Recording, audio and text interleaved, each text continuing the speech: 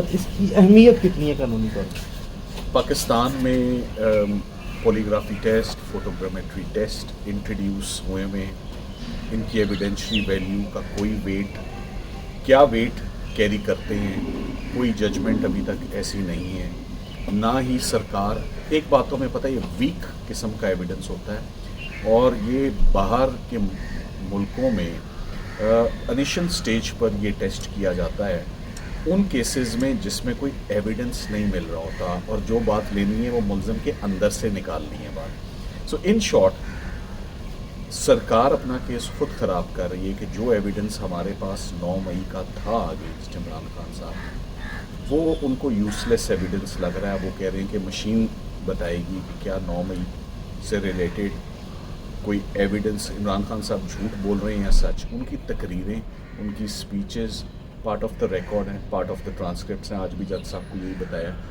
कि 2 साल के बाद सरकार आई है ये टेस्ट करवाने के लिए। ये क्यों, ऐसा क्यों किया गया? 2 साल वेट किया गया, तो इसकी फिर क्या कानूनी हैसियत होगी? इसकी वजह सिर्फ एक ही है कि लाहौर हाई कोर्ट कल इमरान खान साहब की ज़मानतों पे समाअत करने जा रही है। उस समाअत में उन ज़मानतों को खारिज करवाने के लिए सरकार बड़े अरसे से एडजर्नमेंट सीख कर रही है। 3.5-4 महीनों से तो एडजर्नमेंट सीख कर रही है। जनवरी से वो ज़मानतें पेंडिंग हैं जिन पे बिलाखिर मैं समझता हूँ कि कल फैसला आ जाएगा।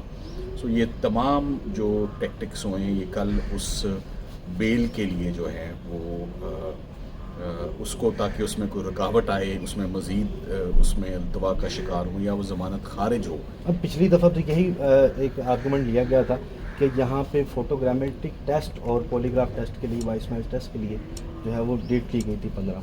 तो अगर ये केस जो है आपके हक में नहीं आता तो फिर इमरान खान की ज़मानत इसका कोई ज़मानतों पे कोई असर नहीं है। ये मिसलेनियस एप्लीकेशंस होती हैं, ये आती रहती हैं और ये सुप्रीम कोर्ट ने कहा था कि ट्रायल कोर्ट को आप दरख्वास्त दे दीजिएगा, ट्रायल कोर्ट देख लेगी कि इस दरख्वास्त में कोई दम है या नहीं।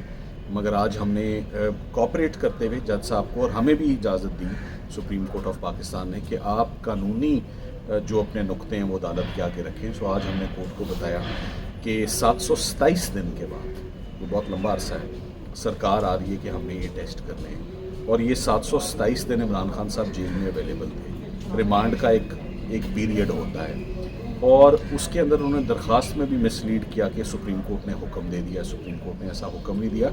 सुप्रीम कोर्ट ने इजाज़त दी है कि कोर्ट के आगे अपने दलाइल रखें। एक मिनट, एक चीज़ ड्यूरिंग आर्गूमेंट्स मुझे समझ आई जो कि एक दफ़ा अदालत ने फ़ोटोग्रामेट्रिक टेस्ट करने का हुक्म दे दिया, इमरान खान साहब ने कोऑपरेट नहीं किया, तो क्या दोबारा अदालत ये हुक्म दे सकती है?